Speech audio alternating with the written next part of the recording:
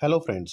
आज हम बात करेंगे मेडिकल नेग्लिजेंस केस के बारे में, जहां पे इशू है गवर्नमेंट हॉस्पिटल में ऑपरेशन हुआ। हमेशा एक ये डिस्कशन रहता है कि कंज्यूमर ये पेशेंट है या नहीं है। बहुत से लोगों में ये रहता है हमने इसका फ्री इलाज किया है तो ये कंज्यूमर है या नहीं है। इवन बहुत से गवर्नमेंट डॉक्टर ये सोचते हैं कि इसका ट्रीटमेंट हम फ्री कर रहे हैं तो ये कंज्यूमर नहीं होगा। रिसेंटली ये केस कर्नाटका स्टेट काउंसिल में अभी जस्ट इसका रिजल्ट आया है। कंप्लेनर ने कहा, मैं एक सेल्समैन हूँ, प्राइवेट मेरी अर्निंग है, मैं डायबिटिक था, मैं जब काम कर रहा था मोपेड से गिर गया और उसका जो इम्पैक्ट था मोपेड का वो मेरी कमर पे गिरा, जिसके कारण मुझे बैक पेन हुआ। नेक्स्ट डे मैंने पास के डॉक्टर को दिखाया, उन्होंने मेरी एमआरआई की और मुझे ऑपरेशन एडवाइस कर दिया। क्योंकि मैं गरीब आदमी था, ऑपरेशन मैं नहीं झेल सकता था। मैंने कई डॉक्टर्स को दिखाया लेकिन सभी ने सर्जरी बोली। लास्ट में बेंगलुरु मेडिकल कॉलेज में गया, न्यूरो सर्जरी डिपार्टमेंट में। वहां पे उन्होंने मुझे भर्ती किया 28/7/2014 को और उसके बाद उन्होंने सारा वर्कअप करके शुगर कंट्रोल करके सर्जरी को कंडक्ट किया। मैंने जो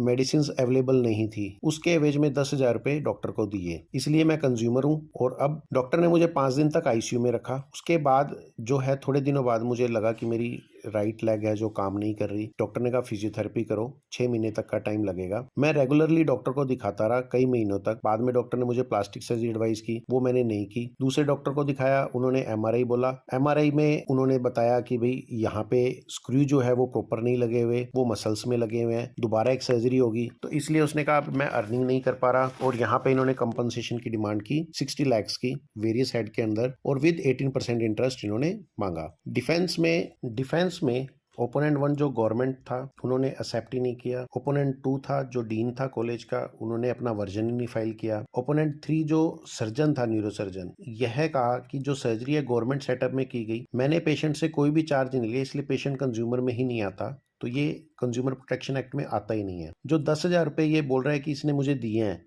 ये जस्ट पिटीशन को मेंटेन करने के लिए इसने बोले हैं, जबकि कोई भी पैसा इसने नहीं दिया। प्रॉपर कंसेंट लिया गया था और जो कंसेंट था वो पेशेंट और उसके भाई ने सब कुछ समझने के बाद किया गया। हमने यहाँ पे L4 और L5 वर्टिब्रल डिस्क पे ट्रांसफॉर्मिनल नंबर फ्यूजन किया। ये प्रोसीजर था जो किया प्रॉपर कंसेंट लेने के बाद किया गया। सभी प्रॉपर टेस्ट प्रॉपर किए गए थे। सर्जरी प्रॉपरली की गई थी। सर्जरी के बाद प्रॉपर उसको आईसीयू में रखा गया था और प्रॉपर केयर दी गई थी। बाद का जो एक्सरे है उसमें ऑप्टिमल प्लेसमेंट थी इम्प्लांट्स की। जो वीकनेस थी राइट फुट की वो मेंटेन की गई स्टीरॉइड और फिजियोथेरेपी के साथ, और ये एज सच डॉक्यूमेंटेड है बुक्स में भी कि उसके साथ पेशेंट ठीक हो जाता है। सर्जरी जो पेशेंट कह रहा है कि ढंग से नहीं दी गई, और कई इसने एविडेंस भी प्रूव किए हैं कि वो गलत है और फॉल्स स्टेटमेंट है। क्या कंप्लेनेंट ने प्रूव किया है मेडिकल नेग्लिजेंस का? क्या कंप्लेनेंट कंज्यूमर है? और फाइनल ऑर्डर क्या होना चाहिए? ये 3 क्वेश्चन स्टेट काउंसिल्स के सामने थे। स्टेट काउंसिल ने पहले क्या देखते हुए कहा, कंप्लेनेंट ने बहुत से एक्सपर्ट ओपिनियन दिए हैं। जब सर्जरी के बाद उसने एमआरआई दूसरी जगह कराई, उसके बाद उन्होंने डीन को कंप्लेंट की, डीन ने उसको दूसरे न्यूरोसर्जन के पास रेफर किया। उन सब ने लिखा है कि सेकंड सर्जरी की जरूरी है और फर्स्ट प्रॉपर नहीं हुई। तो यहाँ पे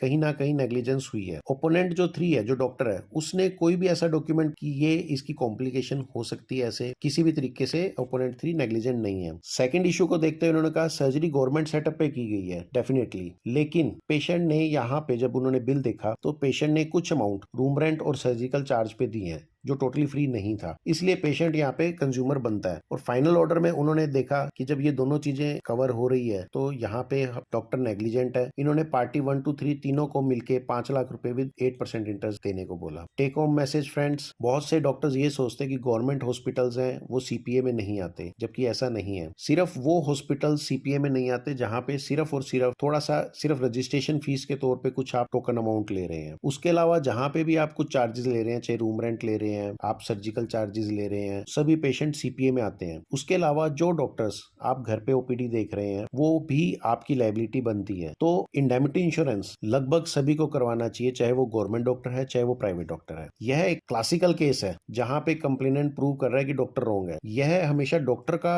वो होता है पार्ट कि वो प्रूव करे कि उसने जो कुछ भी किया वो एज पर मेडिकल लिटरेचर था। जैसे इस केस में जो न्यूरोसर्जन था वो ये नहीं प्रूव कर पाया कि जो स्क्रू है वो ऐसे हिल सकते हैं या ये दिक्कत आ सकती है, रीसर्जरी की जरूरत पड़ती है। अगर वो ये प्रूव करता तो शायद वो जी सकता था। Thank you friends. अधिक जानकारी के लिए आप हमारे ईमेल पे कांटेक्ट कर सकते हैं। इस वीडियो को ज्यादा से ज्यादा शेयर और सब्सक्राइब करें ताकि लॉ के वर्ड्स हर डॉक्टर के नॉलेज में हो और वो इजिली प्रैक्टिस कर सके। Thank you.